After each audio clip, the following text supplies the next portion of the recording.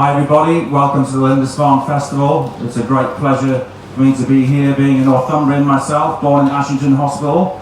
I'm going to be telling you a story today about my journey through the music industry, which will include spells in Newcastle in the 80s when the hip-hop scene was just starting there, Manchester in the pre-rave Manchester days, and through that time, record shops, publishing companies, going to America and working with some of the world's most famous soul and hip-hop stars, and also living in Los Angeles. Okay, so being a local lad, I wanted to share with you some of my family photographs, because I used to come to this part of Northumberland in the 60s as a small baby, rattling around in the back of a car full of wetsuits as my dad went diving. And that's a picture of me on the end of Seahouses Pier there, where I learned to fish, and I've just been fishing there 2 days ago, and that's with my mum there. Okay, obviously this is on a new town locally, which we'll get into later. My dad was stealing lobster pots from the local community, and my mum was dressed rather spiffingly there. That's about 1972. And we couldn't really afford holidays, as you can imagine, so basically this is what we call a Geordie swimming pool. It's a special boat filled with water and a bit of polystyrene to jump off there, which of course we've got the whole street queuing to do. And then, while we still occasionally could afford to go to places, of course the best, cheapest holiday was to camp next to the garage, and many of us did that. And before we get to the music, this is a picture when we did go on holiday, and this is our first sort of example of where I may be getting some hip-hop vibe going on here. I'm getting the pose going, and that's a nurse's watch, a bit like Flavor Flav at the bottom there, in Barcelona. Okay, on to the serious stuff. So, like I said, I'm going to be telling you about Grand Central Records, Fat City Records, and my journey. And I think, basically, as you get older and you go through life and your experiences, you become philosophical. And does anybody know who said these words? He's German, I'll give you a clue. Friedrich Nietzsche, okay? He was kind of misused by the Germans in the 40s for some of his outlook, so we don't focus too much on him, but I love this. It sort of shows how we're all individuals and how music can really drive our emotional selves. Okay, so philosophically, looking back on my history, I want to know, why do I make music as a Geordie lad? Why do I love black music, soul music, hip-hop music, and dancing? Okay, that's where it comes from. So this is my dad's mum, and she went around the country with Wilson, Keppel and Betty, who used to do the sand dancing routines, and she's at the Palladium in Newcastle here doing Little Red Riding Hood. So that's a beginning. Back to my parents there. This one's a little bit of a sporting scenario. I was born in the year the last time Newcastle won something, which is very sort of terminally disgraceful, but that's 1968. My dad looks like a member of the Bader-Meinhof terrorist group. And there we go, moving on to where I spend most of my time growing up, okay? So, does anybody know who this guy is? He's called Stephen Buzzcocks, and to me he's one of the greatest exports the Northeast has ever had. Unfortunately, I think his wife told him to take all of his comedy videos down, so they're gone now. But I was thinking about how, I like to play Xbox on the FIFA and stuff, and back then I'm holding a mouse over my sister's head on a piece of string, which I think was a sort of local pastime that kept you occupied. And I got into music originally and seeing its power with adults and drunk adults in Spain in the 70s, when the working classes could go for the first time on holiday, and in the hotels they'd have a DJ. Now I know that Mike Keat from the Cuban Brothers, he actually bases his character on this type of guy here with the blue t-shirt on, who basically cajoles drunken members of the public to do most ridiculous things, dance with fruit, put string up your underpants. And I don't know what my mum's doing dancing over a tray there, but it's quite worrying all the same. So that's 70s Spain as a place for checking out disco music. Then the Binatone tape recorder comes in, okay? Very important, everyone's done it, take the radio, but you're starting to control music, editing out the DJ's voice, okay? Then all my mates got drum kits. We couldn't afford one, so I got a Boys Brigade drum out of a skip, and used to batter away on that when my dad let me.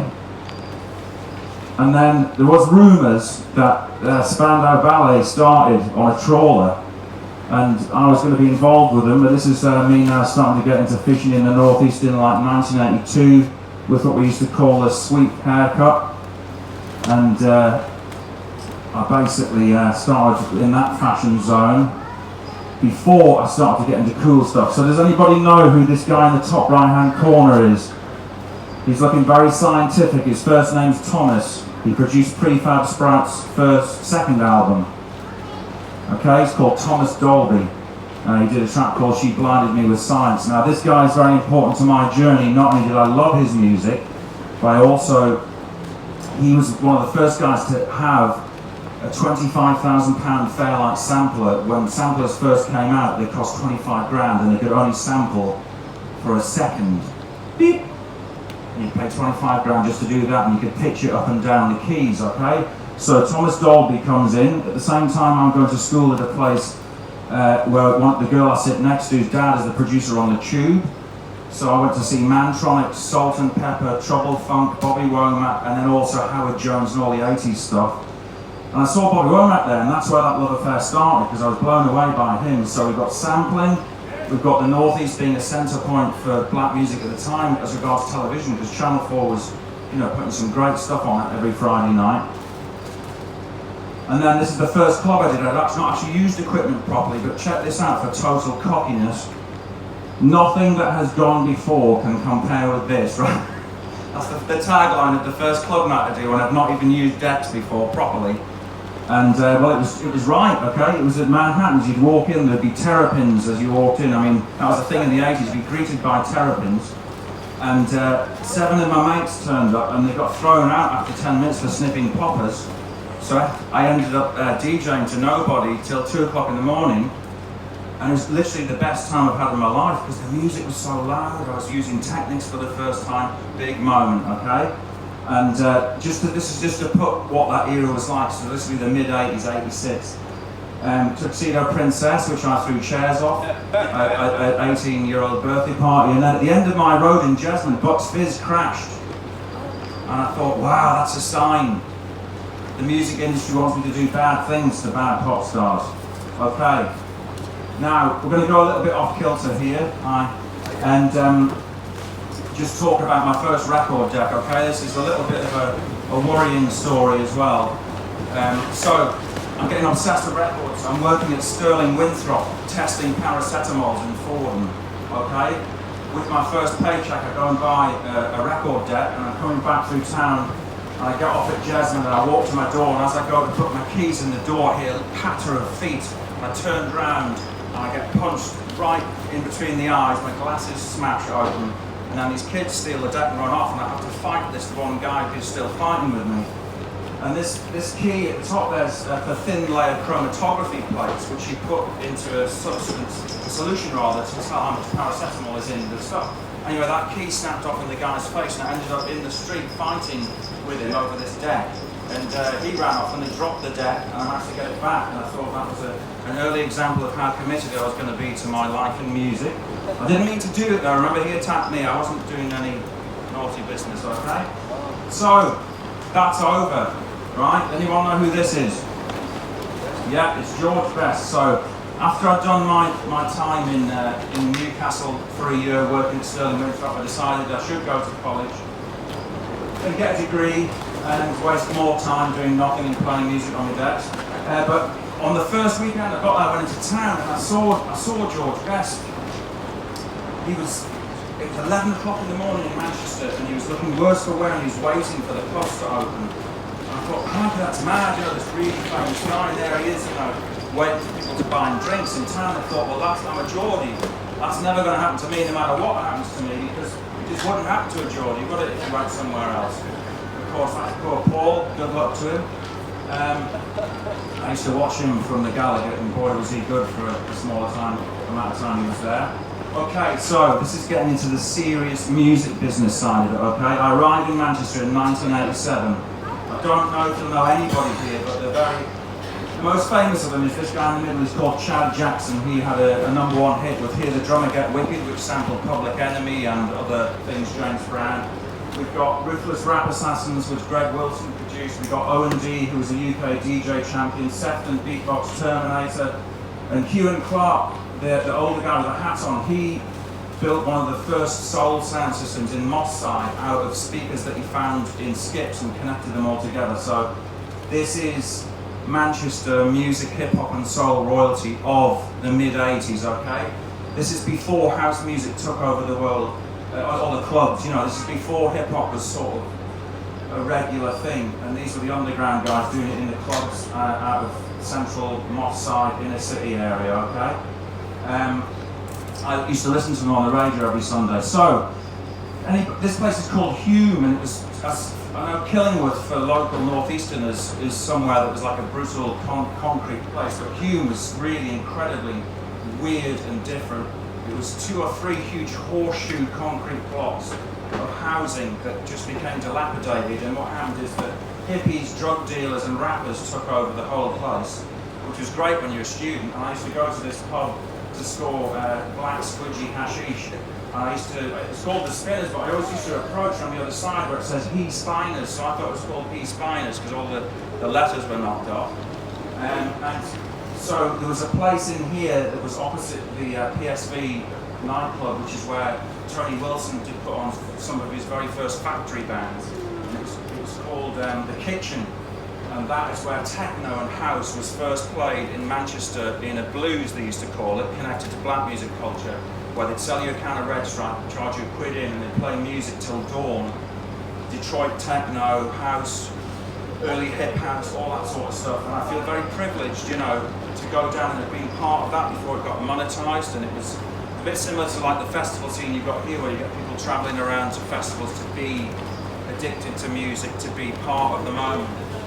This was the Manchester inner city version. Okay, so that's me in '87. I can't afford a Technics yet, so I've got belt drive Garrod decks there with a feeler sticker because I love the rapper from Philadelphia called Schoolie D. I've got 3 tape decks there which I'm using to loop like samplers. So I tape over them and end up sounding like bacon frying with slight music in the background. I've got all the cassettes there. So that was me making music in the first wave. Then I started a nightclub at the Man Alive, and look, this is Letraset. Do you remember Letraset? You'd make your flyers by scraping them on there. We're charging £1 admission. That was a very cool underground club in Manchester. Then we started to get really popular, so we started ripping off loads of logos. And can you believe it, the IKEA logo was quite popular in 1990. Obviously now it's extremely overground, but Fila, IKEA, Nike, all of it. So doing really well, 700 people coming into our clubs, but we're playing soul, hip-hop, dancehall, reggae, some garage and a little bit of house, and we're mixing all through those tempos. So it's not just a house club, it's a completely different vibe. Okay, while I was doing this is just a quick aside, I was doing a degree in psychology where I had to go to a mental hospital in Prestwich and test whether people with senile dementia who are aged behaved like pigeons, which was very strange because the first pensioner that I got in this hospital into a room to try and get him to do my experiment, he turned around to me and said, "Help me escape," which was quite sad and worrying all the same. Then we, after being very successful with clubs during the sort of student term, we started DJing on the local scene and playing street soul to a mixed crowd, black crowd from inner city Manchester, mixed with some of the students that came by. And this was probably the best DJing I've ever done, and I've DJed all around the world. This was the strongest connection I've ever had with people, where the music was all underground, being played on pirate radio stations, and you couldn't hear it anywhere else. But in this club, which was about the size of this tent, the ceiling was there, the walls were thick carpet. The bass on these records was really, really powerful, like reggae bass, but it was hip-hop drums. This street soul stuff's hard to describe. It was massive. I had some experiences there. I had guns put under my coat. This guy here called Andy Mad Hatter, a fight kicked out, and he got on the microphone and said, "Oh, we've got some idiots in here tonight," and they bum rushed the stage, threw the Technics up in the air and bottled him. That was But that's the worst scenario, but the music and the vibe was incredible. And unfortunately, we took it to one club, and then an MC who we had doing, the club was called The State. I used to take my sound system in there, and we had local rappers, and this local rapper had a bit of a brain, he just went mad basically, and he tried to shoot the bouncer, and that was the end of our nightclub. And we lost our income, and I needed to find something else to do, because it's a bit of a shock to the system that when you build up a brand with a nightclub, you rely on the money, but it was over. So I had to make a new chapter in my life, and that was to start a record shop called Fat City Records, which was in Affleck's Palace in Manchester, and that was a lot of fun. I used to get loads of people coming in, and I mean, if you've ever worked in a shop in a city centre, in a big city, the people who come in every day, particularly at the weekends, are the most incredible characters you'll ever meet. There's people who literally spend every day walking around town with no jobs, but they just go around giving fist bumps to people who work behind counters. I remember this one guy, I got quite friendly with him, and he said, "Mark, you've got to come to Blackpool with us." I said, "Why?" I said, We've got this system where we attach strimmer wire to 50p pieces, and we game the machines, so I can get you like 100 quid a day. You just got to put the 50p's in." And I'm thinking, I've got a degree in psychology. I don't want to be ripping off Blackpool gaming machines. Incredible times though, because this shop opened when MTV Rap started and that street soul scene was going. So we'd get 20 records in, sell them in half an hour. The shop would be full on a Saturday. Just people with piles of records. I mean, you've got to remember, this is a different era we live in now. Digitally, people don't buy records like that anymore. DJs and collectors would come in and they'd buy a record by the foot. You know, they'd drop 300 quid on buying that many records if they were good, because if they didn't get them that weekend they came out, there was only 500 pressed of these tunes, you know, so you had to get them when they were out, otherwise you'd lose out. And there we are, with all of our branding. I used to get drunk on a Friday night and sleep under this silver desk until people start to turn up on the buses. You'd be on the phone ordering records as you were selling them. You'd ring in London saying, "Right, I need 20 more of those," and they'd come the next day in a van. Then eventually I wanted to start a record label after a year, because I'd seen all these records. I'd heard the samples and I'd heard the record being made, and I thought, why can't I do that? So this is Dave Walker, who along with Ed Pitt I did the Fat City Record Shop with, and basically we went to America to try and work out how American hip-hop producers made hip-hop. We went to see a guy called Tony D, who I'll show you later. But we didn't have enough money for a hotel, so this guy online had liked the first release on my label. He said, "Oh, come and stay with me." So I went to stay with him, and I sleepwalk a bit. And on the first night I sleepwalk, and I ended up on top of his sink, naked. And the next day he said, "Excuse me guys, I think you can't stay tomorrow night." I was like, okay. So we had to go to the YMCA, the actual one where the guys did the song. And we had to get a shower as well, and we were like, "Whoa. What goes on here really?" Because it was quite a different scene, you know, like sort of homeless people of New York go and live there, plus other things go on, as you can imagine. Obviously the trade centre there showing the age of this. Okay, so this is the guy we were going to see. This guy is an Italian-American called Anthony Tabula, who unfortunately was killed in a car accident about 5 or 6 years ago. A very good friend of mine. He's one of the most iconic hip-hop producers of the late 80s and early 90s, and he sold 500,000 copies of one 12-inch by a group called Poor Righteous Teachers, who were one of the first bands to use Jamaican chatting in with hip-hop. And I was going to play you some music, but unfortunately it's not been set out. But he used to reckon he could smell samples, so he used to take me to these record shops in New Jersey that would be the size of this tent again, with records all the way up to the ceiling. You had to get ladders to go out and pull out all these jazz records. And he also bred Akita pups, so I'd go and see him, and it'd be in the ghetto in Trenton, and there'd be Akita pups everywhere, and these drum machines, which I'll show you here. Now this is an EMU SP1200 drum machine. I don't expect any of you to really know what it is, but that's basically the most iconic drum machine in hip-hop history, and Masters at Work in how to use that. So people still use it today. You can only sample for 12 seconds on that. So you can imagine if you make a whole track out of that, you're going to have to put it on 45 to get as much of the beats in. And Tony taught us how this machine works, and and we bought one when we got back to the UK, and that became the key thing about Grand Central, was to go, and this is the record label I start, is to go and find out how Americans make music that sound different to what we were doing in the UK at the time. And this was the answer: these 1980s EMU emulator SP1200 drum machines. These things used to get so hot at the back when you're using them. The joke was you could fry an egg on the back of the machine in the studio, okay? And this is Poor Righteous Teachers. 500,000 copies in vinyl of that record sold. If you think about streaming and selling records now, that's pretty impressive. So I come back, I started a record label. Very lucky, Tony D was the first, then myself with Steve Christian as first priority. Then, quite quickly, we got asked through a friend, my friend is Ali G's cousin, Sacha Baron Cohen, and her brother was a film director in Los Angeles, and he was doing a film with a guy who was an A&R at Delicious Vinyl, who did Tone Loc, who you might remember those Tone Loc hits from the 80s and 90s, Wild Thing, for instance, yeah? He was working on the Far Side records. He said, here, why don't you have the Far Side a cappella on Dat, why don't you remix it? And I said, well, what do you want me to do? He said, well, just remix it and put it out. And I was like, but it's your artist and your record label. He said, just put it out. I was like, crikey. So I'm going to go. So you can imagine, I'm just on the start of this journey, and these are one of the biggest West Coast hip hop bands. She keeps on passing me by, and suddenly got this a cappella. I make it, and do the remix at home, take it in with Steve, we mix it, and then I press it up.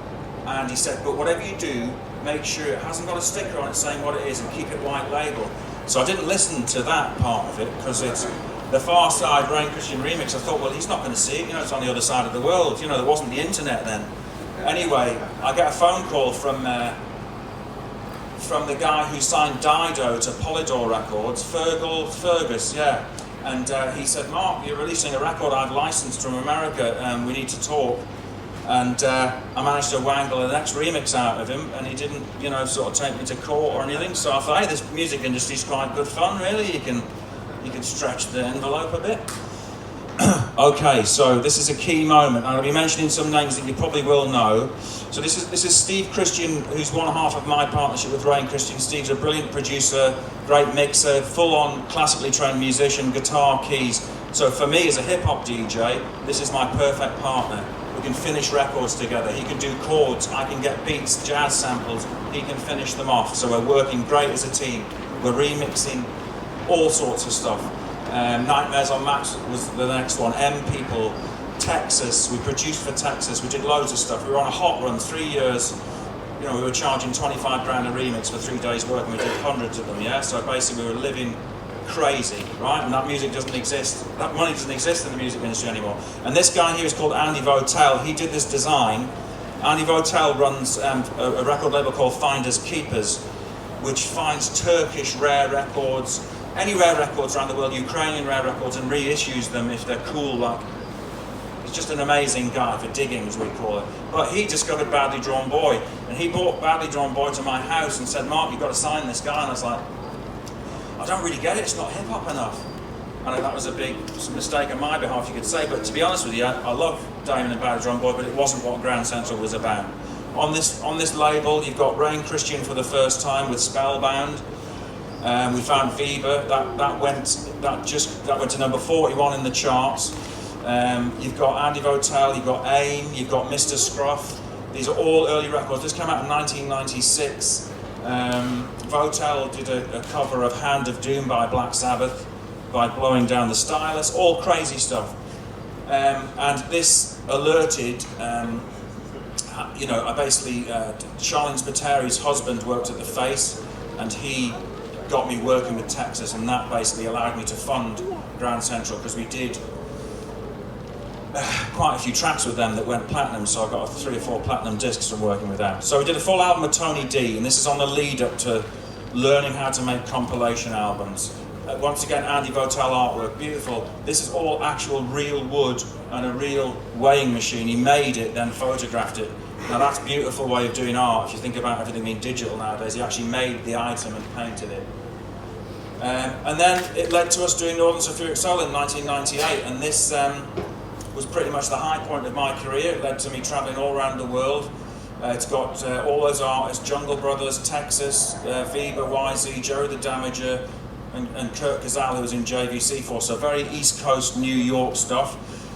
It led to me going all around the world, and every place I went to DJ, I'd buy records to try and find more samples to keep driving the label forward.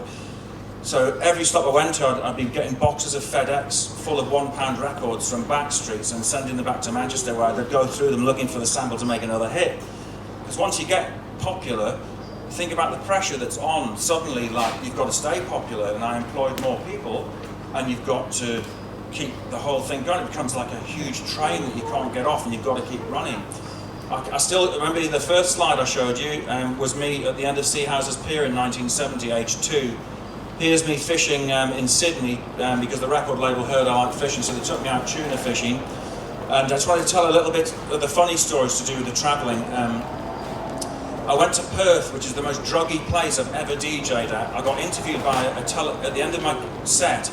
I was aware that I was the only person amongst about 400 people who wasn't on a copious amount of MDMA powder, ecstasy or whatever. And they were trying to interview me with their jaws going.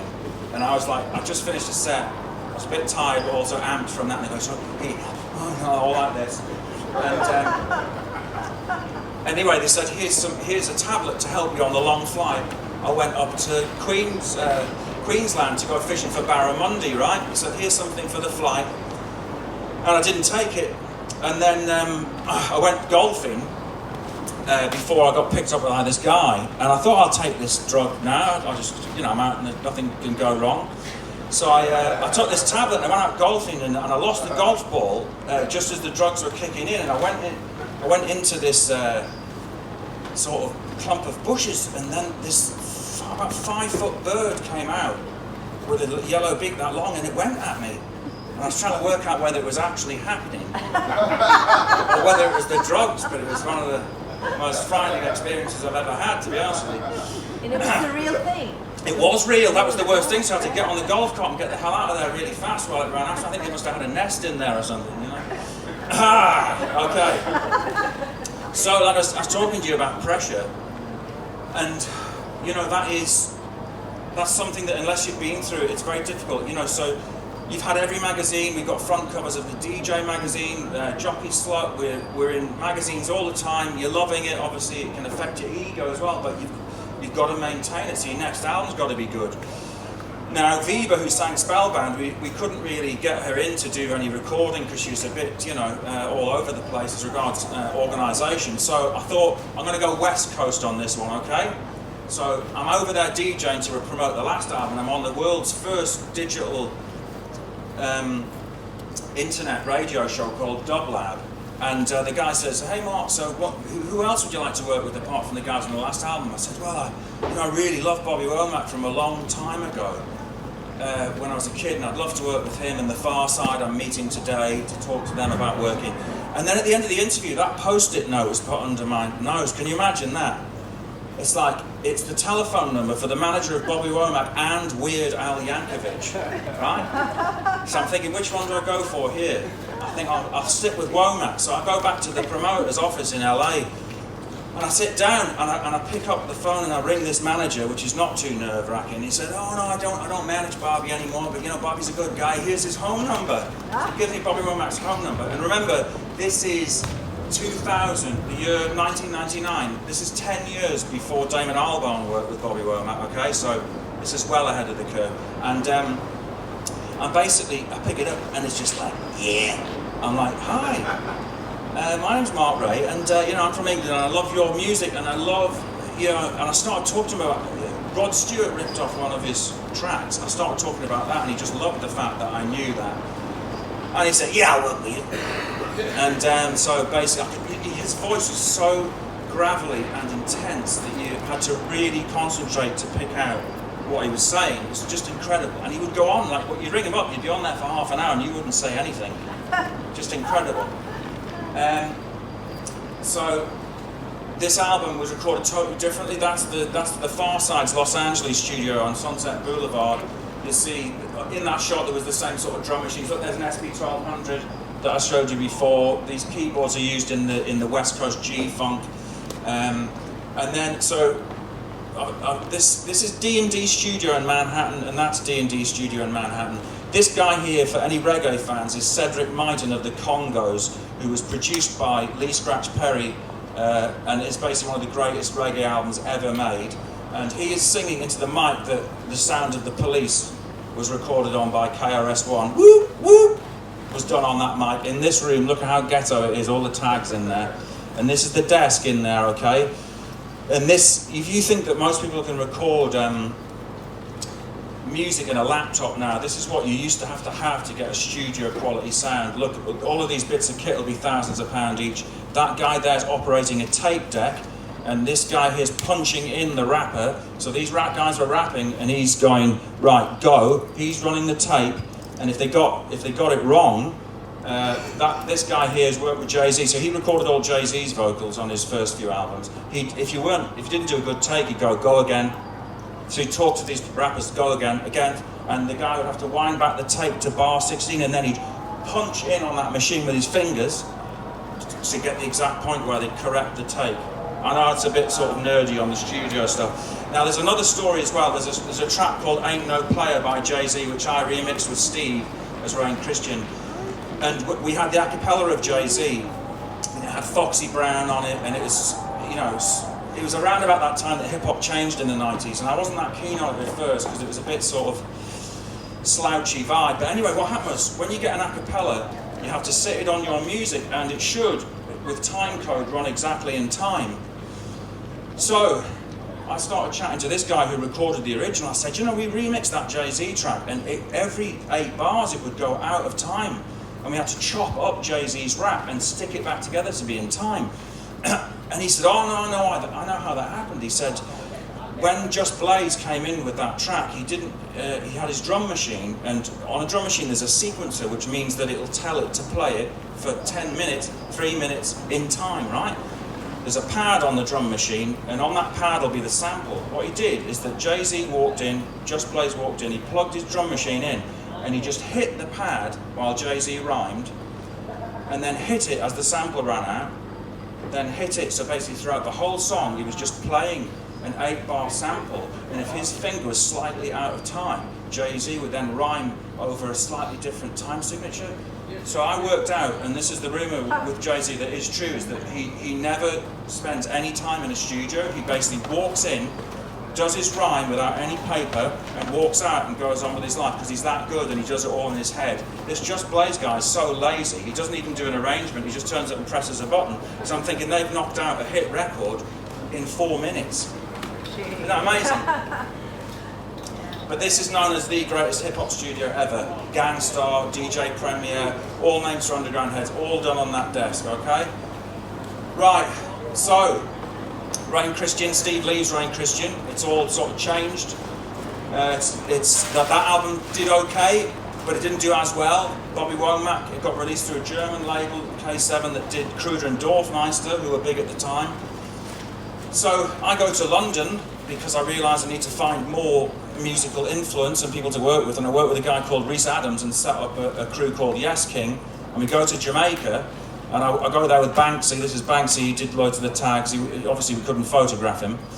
And this guy said, come in my car and listen to Rizla. And I went in his car and he had that machete. I said, what you got that for? And he said, oh, everyone around here has things like this. I thought, I better watch where I'm walking around here. But we were in the same place that Thong Song was recorded by, what's his face, right? By Cisco. And it's also where Major Lazer started, yeah, and Diplo, those guys did that there. It was the guy who did a record label called G Street that did PM Dawn set up Adrift on Memory Bliss. He made a lot of money in that era, bought this studio, and we were invited over there to record with Jamaican artists in Jamaica. So I met Junior Reid, Tanya Brown, Vibes Cartel. The most incredible experience of my life, and really it made me feel quite emotional in a weird way, because obviously you can see I've dedicated myself to producing hip-hop, and I love playing music in clubs and all that. But when I went to Jamaica, I felt almost foolish and amateur, because when you see how Jamaicans connect with music and how they live their music, you go to a chicken shop in Jamaica on the side of a track, It'll have a sound system bigger than every club in Newcastle. Do you know what I mean? Now that's commitment to music, yeah? And I was like, whoa, you just, you know, and I just thought, Mark Dunn, you know, such political people, lovely people as well, an amazing place. If you ever get the chance to go, go. And that was a guy called Determined, who was a Bobo Dread. I got some footage of him recording this stuff, incredible. He turned up with 5 people and did the song. I was talking about Jay-Z doing it fast. He did the song in about 2 hours with us. He'd not heard the beat. He came in with 5 people. One, he started freestyling, the other person wrote it down, the other person made it into lyrics, the other one rolled spliffs, and the other person danced, and in 2 hours, they all collapsed on the floor, having smoked too much weed, but they'd finished the song. And he got whatever, he got $500 for doing it, and then he'd go to the next studio with that crew and try and earn money on the next beat. So it's a way of life you don't see. And then outside the studio there was a queue of kids waiting to come in, so when the engineer had a break, he could try and rap on top of, or chat on top of the beat, and then someone would say, he's good, let's get him on the next one. Mad. Incredible experience. Okay, so that was Yes King with Rhys Adams. And unfortunately, around about the time that was going on, the record label, we couldn't find more hits. We had great success with an artist called AIM. Brain Christian was still doing well. We released a lot of other music, but what was happening was that I was exporting vinyl to France, Germany, Japan, America, all around the world. And when it goes out of our border, you have to pay a small amount of money to a company called the MCPS, which is the Mechanical Copyright Protection Society. And after 10 years, my bill had been miscalculated to 20 grand. They fined us for that, and it was incorrect, but in the end I had to liquidate the company. So you've just seen me, my whole life dedicated to it. Then I lost Grand Central. And I hope that's still written in a Parisian, that was on a Parisian radio show. And Grand Central still is strong in the hearts of lots of people who bought that music from that time. But for me, I had to move on. And I was pretty disgusted, to be honest with you, that a society that's made to protect artists went out of its way to send me into liquidation when all I'd done was create loads of music with local artists and involved, you know, and pay them well and manage people for free. But that's life, eh? You learn things, and these societies are not what they seem to be, okay? Moving on then, so what did I do? I thought, bugger that for a game of soldiers, I'm going to emigrate. And I thought I've done well in Los Angeles DJing, so I went to LA and had a very strange old time there in LA. Lived in Venice Beach, lived in the house that Janis Joplin used to live in, which I nearly burned down with some eggs. There was this 70-year-old Italian half-mobster pensioner weed dealer who lived next door to me. And he was great fun. And I started boiling some eggs, and I thought, you know what, I'll go and have a haircut. So I came back, and my back door was open with smoke coming out of it, with a note from him saying, you nearly burned the bloody whole place down. They didn't say bloody, it was worse than that. And yeah, the eggs had exploded and they were stuck to the ceiling. I was thinking Janis Joplin would kill me if she was still alive. So yeah, incredible times here, but very weird, because remember I had that big incident of losing what was my power, and Steve didn't do Rain Christian anymore, so I was literally like, went from doing really well to having nothing, and I had to try and find a way of living here. I used to DJ film launches, Oliver Stone I did a party for. I ended up doing a downhill luge competition for Verizon at 11 o'clock in the morning at 100 degrees in a car park, and they said, hey, we need someone to get on the mic. So here I was, you know, my first DJ job back there was going, come on, Paul from Milwaukee, go faster on the mic. And, you know, it was like, it was so comedically bad. But the guy I did it with, you know, ended up being a really great help to me, Zen Freeman. He's a DJ in LA, and he does talent wrangling and gets parties full of stars. So next thing you know, I'm playing football with Robbie Williams and just having a crazy life. So, speaking of that, so this Yes King album, the company that I did that album with, then went under, and we lost all of our copies of that, so we lost all of our... This is a really bad time in music industry history, right? So this is 2004, right? So basically Napster has just been going crazy. Everyone's getting music for free, and we haven't got streaming, so the income's just crashing like that. So we lost Yes King.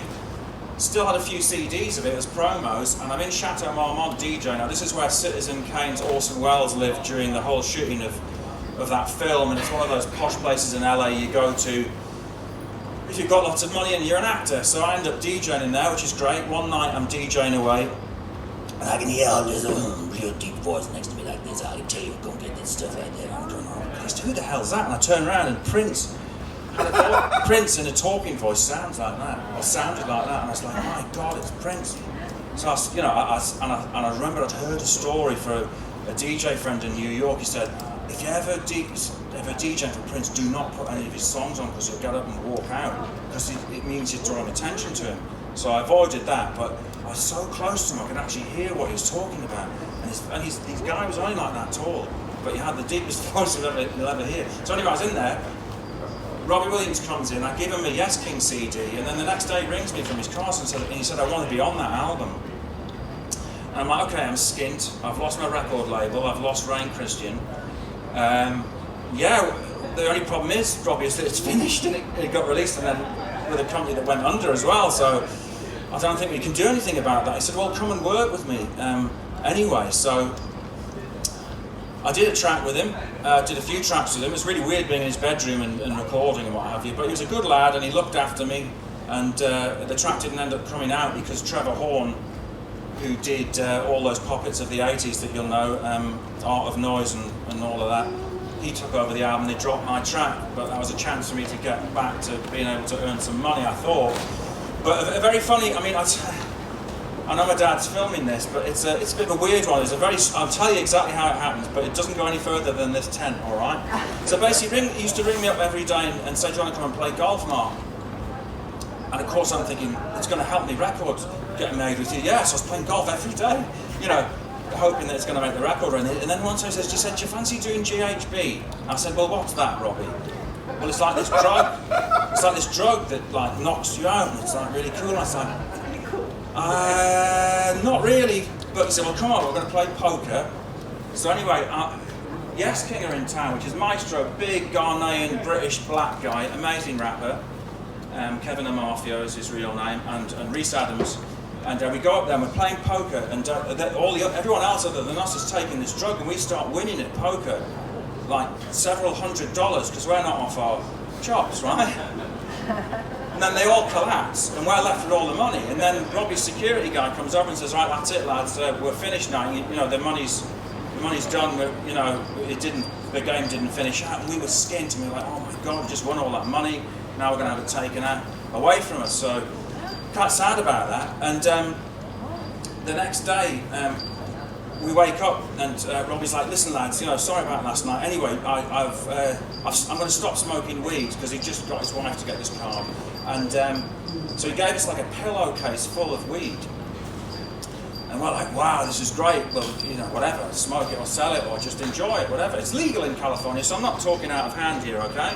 We've all got a nice relationship with that drug. It's a pretty cool drug. So anyway, at the time, it wasn't cool to be driving 14 miles from Mulholland Drive down to Venice Beach with a black guy in the car and a pillowcase full of weed, and I pull out a Robbie's, and within 800 yards, 2 California Highway Patrol bikes get right behind me, and for 13 miles of that 14 miles, they just sit on my tail. And honestly, I was nearly throwing up with anxiety. I was sweating. I'm thinking they're going to stop us because we've got a black guy in the car. Sorry, this is the way America is. And they're going to search us, and they go, right, you're going down. And I think, I'm going to tell my mum. I've been Robbie Williams playing poker and I didn't take any drugs. Now I'm in an American jail. Okay, so thank God. I mean, the feeling when they took a right as we were close, I can't tell you, it was like I'd won the pools. It was just, oh, I'm not going to go to prison. So that was that. Now, this comes to the best bit. I have Angie over here, over in the corner. So you can imagine, after all of that loss with my businesses and everything, this is the greatest thing that's ever happened in my life. So I met Angie here, and you know, started a relationship. We got married in Los Angeles, and decided we wanted to leave Los Angeles. It's a crazy place. Everything that you've heard about it is true. It's just all about the value of fame. So if you're not famous, you're valueless. If you're slightly famous, you're less valuable than someone who's a bit more famous than you, who can always be trumped by someone who's more famous. So you arrange to meet people, and then they trump you by meeting, Tom Hanks later that day. Now, Angie nearly worked for some very famous people, which I won't go into, but also did work for MySpace when it was at its height. And we got married and moved back to London, and basically, I resurrected my life through love with Angie, and we came back to London, and I started with Steve, got in touch with him. I said, Steve, why don't we do another album? Now this is incredible because now it's really changed. It's 2014, it's YouTube, it's about how much traction you can get. It's the beginning of streaming perhaps. So just before I left LA, I heard someone singing in the studio, and his name was Mark Foster, and he became Foster the People, who did that track Pumped Up Kicks. Don't know if you know that song, really great song. So I found him before he became Foster the People, and he sings the first track on this album. The rest of the album, it took 3 years. He recorded the idea with some of the lyrics, then he recorded Pumped Up Kicks the next week, and I watched it go from 3,000 plays on YouTube to like 100 million plays over the year, and I kept sending him emails saying, Mark, do you want to finish that track we were doing? And he was like, hey, man, I'm on tour in Mexico at the moment, I can't do it. So I was like, we've got to do it to make a comeback. And in the end, this album ended up with Jazzy Jeff, a wonderful singer-songwriter called Ed Harcourt, and his wife Gita Langley, Master Ace, who's an incredible old-school hip-hop artist, and lots of others, Pete Simpson, soul singer, and we released that through Late Night Tales, who do that Lindisfarne album, and did all of the All Back to Mine and Late Night Tales albums that you might know if you're into that sort of music. So that was great. Didn't tour it, too expensive to get loads of people going around. So this is the next stage of my life, okay? I've brought that circle together by getting Rain Christian back together, and these are the drum machines, but this is the Akai MPC 60, which I favour. This is DJ Premier's machine, okay? I had 2 of them. Masters at Work use these. These are beautiful. This key here is what I was telling you about Just Blaze with Jay-Z hitting it every 8 bars. Anyway, I ended up selling these drum machines because they're worth quite a lot of money, because we had 2 rounds of IVF that failed on the NHS to make a child, and basically after this stuff had been done, we had to pay for it, and finally ended up with this little fella who is over there, and that was my journey in the music industry. Thank you, folks. Well, look, it's been Mark Ray. You've been listening to Northern Sulphuric Soul Boy. I'm from Northumberland. I'm very proud to come from here. I love music. I'm still doing it. I'm now an author. I wrote a book about this journey, but I'm also writing a first novel now, which will be finished soon. If you've enjoyed today, just remember my name if you can. It's going to be about sampling the bombing of Germany and IVF. As you can imagine, there's some things there that you've seen. I've enjoyed that more than any art that I've done, because creatively writing a novel, there's nobody can get in your head. You can do it all yourself. And that's the album. And thank you so much for listening to me today.